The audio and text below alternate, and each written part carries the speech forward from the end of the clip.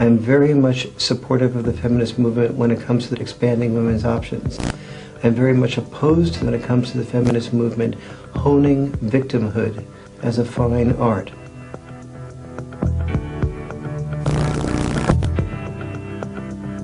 When I was on the board of directors of the National Organization for Women, we used to circulate a statistic saying that women still work 17 hours more per week inside the home. And this is true, women do. But we didn't circulate the other half of the statistic, which said that the same study, same methodology, showed that men worked 22 hours more per week outside the home than women do. And it's only when you take those two statistics and you put them together that you don't create in women the anger that says, I'm a slave and he's a deadbeat.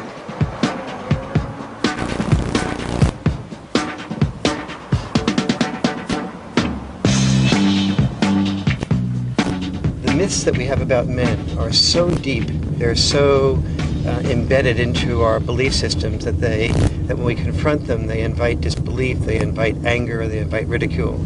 And what I'll do is share 5 basic myths.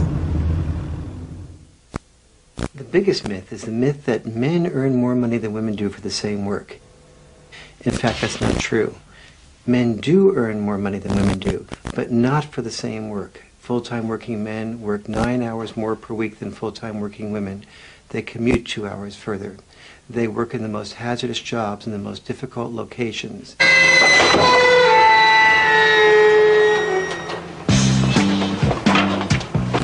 A serious injury, I suppose, once a month. So what happened here, David? Where they put the bottles in the bag. It's only when you control for the 13 most important variables that you find that women and men make approximately the same amount of money for the same work. Women actually make slightly more. Men work in the worst jobs, 24 out of the 25 worst jobs, like garbage collection, construction worker, roofer. That's why 94% of the people who are killed at work are men.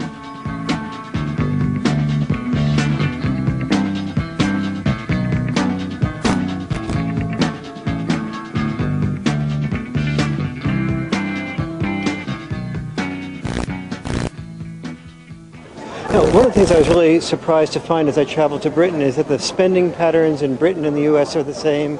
The patterns of spending on health, consumers, the life expectancy, the suicide patterns, all the major statistics between the sexes were virtually the same in the US and in Britain. The second myth is that women are poorer and men are the wealthier ones. In fact, that's also not true. Among the poorest people, 85% of the street homeless are men. Among the richest 1.6%, more than half of those people are women. In the middle class, among the married men and women basically earn the same money. The money comes to both of them equally. Power is not in who earns the money, and power is not even who spends the money, but power is on whom the money is spent. And when it comes to female versus male personal items, 7 times as much money is spent by both sexes on female personal items versus male personal items.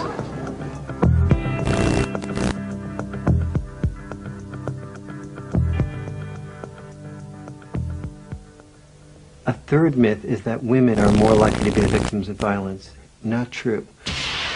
In fact, men are more likely to be the victims of violence. 3/4 of the victims of murder are men. 2/3 of the victims of violence in general, even when rape is included, are men. We often say, well, men perpetrate this violence onto the men, and therefore we give ourselves the excuse to ignore it. But we would never say, well, blacks perpetrate the violence on blacks and give ourselves the excuse to ignore that. That would be considered racist. Every culture that has survived by training its men to be willing to die. Every culture has an unconscious investment in disconnecting men from their feelings. And that is where the battle was really bad. I've never spoke about my war experience at all. I got a grandson of 25, and he keeps asking, and I don't tell him. And why don't you talk about it? I'd say I'd done a job, I was called up, I'd done my job, and I was quite happy to do my job. And I'd like to forget all the experience and the tragedy that I saw during the fighting. Yes. And when you begin to remember that experience, what happens for you? I get upset and that's it. Yes. That's what it is, yeah. So you'd rather shut that out rather than recreate all that pain. Yes. A fourth myth is that male-dominated medical research cares more about men's health than women's health. In fact, that's not true. For example, prostate cancer, almost as many men die of prostate cancer as do women of breast cancer, and yet there's almost 700% more funding for women's breast cancer than for men's prostate cancer. Men used to die 1 year sooner than women in 1920. We now die 7 years sooner than women. Women live 50% longer than they did at the turn of the century.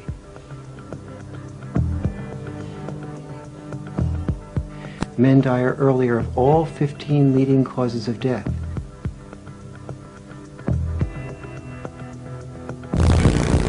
Basically, we care more about saving whales than we do about saving males.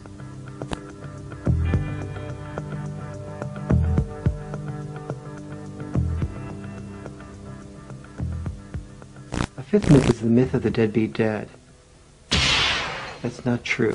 When men and women have the same circumstances and are required to pay child support, very few people know that men are twice as likely to pay the child support as women are. I would say that the central flaw of the feminist movement was defining the world as being a world in which men oppress women, as opposed to understanding that it wasn't a world about that at all. Both sexes had roles. The women's role was raise children. Men's role was raise money. But we said that women's role, that's sacrifice. That's slavery, we even called it. But we took men's role, we called it rather male privilege, male power, dominance, sexism. I think the main thing that made me change my perspective as I saw the women's movement move from egalitarian to non-egalitarian, that women should have the right to decide whether they should have custody over the children. Women should have the right to join the armed services, but not the obligation.